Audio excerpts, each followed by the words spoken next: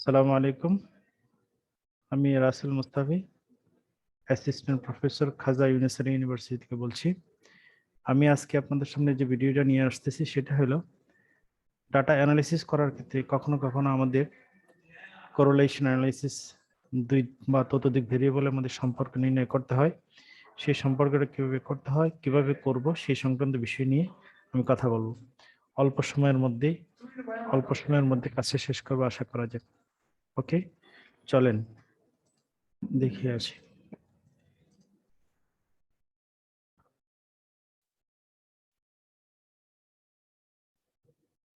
প্রথমত আমরা একটা জিনিস বোঝার চেষ্টা করি, কোরিলেশন অ্যানালাইসিসটা কি জিনিস। Correlation analysis are group of techniques to measure the relationship between two variables. Actually দুই বা ততোধিক ভেরিয়েবলের মধ্যে যে একটা রিলেশনশিপ, এখানে দুইটা ভেরিয়েবলের কথা বলছে, দুই এর অধিক হইতে পারে ভেরিয়েবল। এই রিলেশনশিপ মেজার করার জন্য যে টেকনিকটা আমরা ব্যবহার করে থাকি সেটাকে আমরা বলি কোরিলেশন অ্যানালাইসিস। ওই অ্যানালাইসিস করার ক্ষেত্রে আমরা যে কোফিশিয়েন্টটা পাবো সেই কোফিশিয়েন্টটাকে আমরা কোরিলেশন কোফিশিয়েন্ট বলি। তো correlation coefficient is the measure of strength of the linear relationship between two variables. অর্থাৎ দুইটা ভেরিয়েবলের মধ্যে তার সম্পর্কের যে ঘাড়ত্বটা, সম্পর্কের মজবুতিটা, সেই জিনিসটা আমরা মূলত ক্যালকুলেট করে থাকি কোরিলেশন অ্যানালিসিসের মধ্যে। আর কোরিলেশন কোফিশিয়েন্টের মধ্যে সেই জিনিসটা বেশি ওঠে। ওকে, এখন আমাদের জানার দরকার কোরিলেশন কোফিশিয়েন্টের তার বৈশিষ্ট্যগুলো কি কি কি। একটা হলো correlation simple, the simple correlation. The simple correlation coefficient is identified by the lowercase letter r. Small r দিয়ে আমরা correlation analysisটাকে correlation coefficientটাকে মেজার করে থাকি। ওকে, it shows the direction and the strength of the linear relationship between two interval or ratio scale variable. আমরা যে দুইটা ভেরিয়েবলকে consider করব সেই ভেরিয়েবলগুলা কি হইতে হবে, ইন্টারভেল স্কেল কেন্দ্রিক হইতে হবে এবং রেশিও স্কেল কেন্দ্রিক হইতে হবে। ইন্টারভেল স্কেল এবং স্কেল অফ মেজারমেন্ট সম্পর্কে আমার আরেকটা ভিডিও আছে, ওইটা আপনারা ইচ্ছে করলে দেখে আসতে পারেন, ওইখানে সুন্দরভাবে ইয়ে করা হয়েছে। আর কোরিলেশন কোফিশিয়েন্টের ভ্যালুগুলা -1 টু +1 এর মধ্যে থাকে। মাইনাস কোন কোরিলেশন কোফিশিয়েন্টের ভ্যালু যদি 0 থাকে তাহলে এটি ইন্ডিকেটস করে there is a little relationship between the variables. হ্যাঁ, আর যদি 1 ইন্ডিকেট করে, দ্য কোরিলেশন কোফিশিয়েন্টের ভ্যালু যদি 1 পাওয়া যায়, এটা ইন্ডিকেট করে যে the direct or positive relationship between, এটাকে আমরা বলি perfect relationship between two variables. Positive relationship between two variables যদি হয় তাহলে এটার কোরিলেশন কোফিশিয়েন্টের ভ্যালুটা কি হবে, 1 হবে। আর যদি ভ্যালু যদি নিয়ার অ্যাবাউট -1 হয়, এটা ইন্ডিকেটস করে যে আমাদের রিলেশনশিপটাকে ইনভার্স এবং পারফেক্ট রিলেশনশিপ এবং ইনভার্স রিলেশনশিপ ইন্ডিকেট করে। ওকে, এখন আসেন এই জিনিসটা আমরা করব কিভাবে। টাইপস অফ কোরিলেশন ভ্যালু, এটা করার ক্ষেত্রে আমি যে কোনো টেস্ট করার ক্ষেত্রে আমাদের এই 5টা 6টা স্টেপসকে আমরা ফলো করে থাকি। প্রথম স্টেপটা হলো প্রথমে একটা হাইপোথিসিস সেটআপ করতে হয়। হাইপোথিসিস আমি ধরে নিয়েছি যে নাল হাইপোথিসিস, আমরা দুই ধরনের হাইপোথিসিস কনসিডার করে থেকে, একটাকে আমরা বলি নাল আর একটাকে আমরা বলি অল্টারনেটিভ হাইপোথিসিস। নাল হাইপোথিসিস আমরা বলছি যে there is no relationship between two or more variables, অর্থাৎ আর ইকুয়াল টু 0 পাওয়া যাবে। যদি অল্টারনেটিভ আমি কনসিডার করি তা আমরা কি লিখতেছি, there is a relationship between two variables. ওকে, এটার জন্য আমাদের একটা সিগনিফিকেন্ট লেভেলকে কনসিডার করতে হয়। সেই সিগনিফিকেন্ট লেভেলটা কি হইতে হবে, টোটাল টেস্টে আমরা কাজটা করব, আর ভ্যালুটা খুঁজে নিতে হবে 0.05 অর থেকে কম হইতে হবে। ওকে, এরপর আমাদের যে জিনিসটা করতে হবে, আমাদের কতগুলো অ্যাজাম্পশনকে কোরিলেশন কোফিশিয়েন্ট বের করার ক্ষেত্রে কতগুলো অ্যাজাম্পশনকে আমরা কনসিডার করতে হয়। এক নাম্বার হলো scale of measurement should be interval or ratio. Scale of measurement কি হইতে হবে, ইন্টারভেল অর রেশিও হইতে হবে। 2 নাম্বার হলো লিনিয়ার রিলেশনশিপ থাকতে হবে, দুইটা ভেরিয়েবলের মধ্যে সম্পর্ক থাকতে হবে লিনিয়ার। এই সংক্রান্ত আরেকটা ভিডিও আছে, ওইটাতে ইচ্ছা করলে আপনারা দেখতে পারেন। 3 নাম্বার হলো data should be outlier free. Data কি হইতে হবে, আউটলায়ার ফ্রি হইতে হবে। আউটলায়ার সংক্রান্ত আলোচনা আরেকটা ভিডিওতে করা আছে, ওটা দেখে আসতে পারেন। Data should be normally distributed, data কি হবে, নর্মালি ডিস্ট্রিবিউটেড হবে।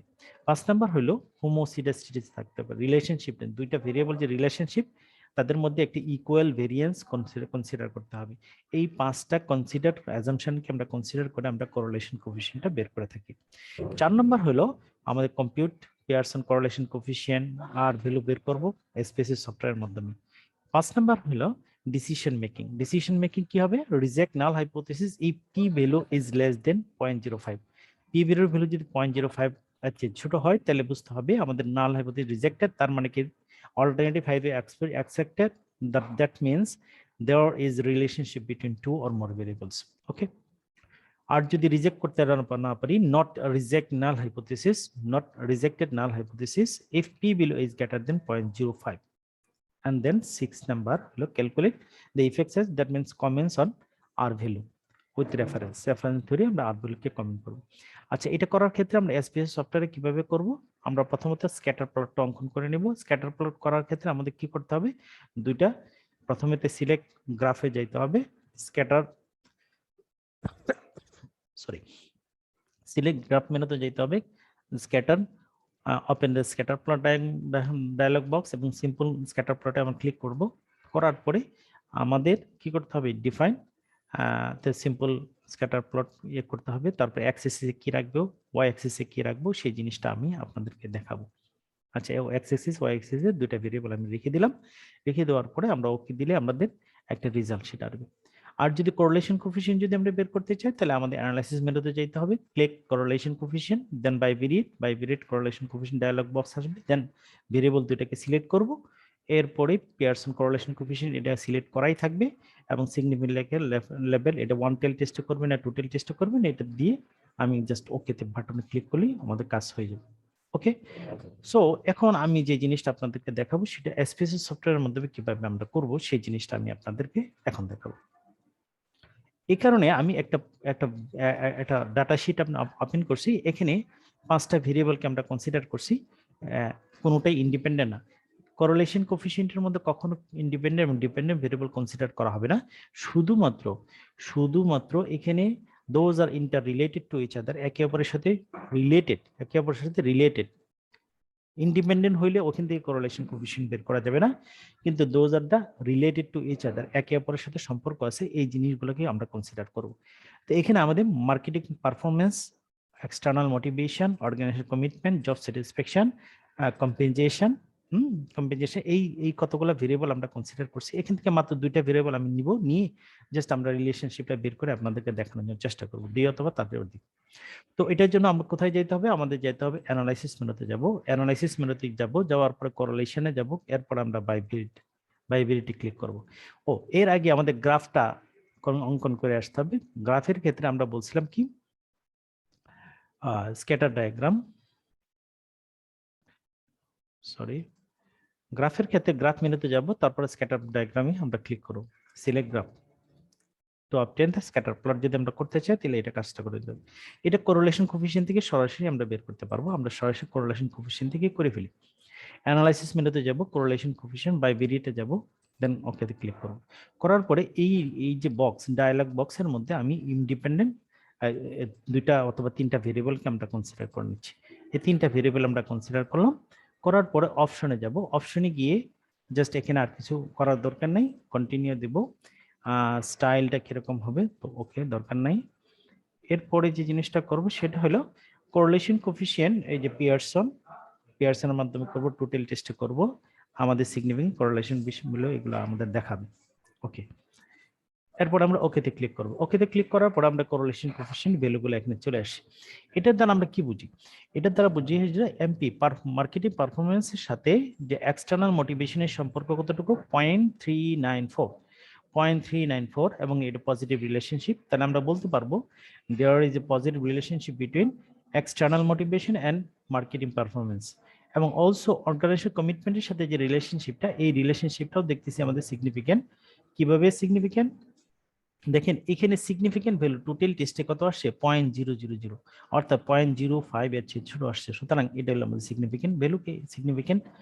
সিগনিফিকেন্ট ভ্যালু আমাদের দিছে, তার মানে কি এক্সটার্নাল মোটিভেশনের সাথে মার্কেটিং পারফরমেন্স একটা সম্পর্ক আছে। অলসো অর্গানাইজেশন কমিটমেন্টের সাথে মার্কেটিং পারফরমেন্সের একটা রিলেশনশিপ আছে, সেই জিনিসগুলো এখানে দেখাচ্ছে।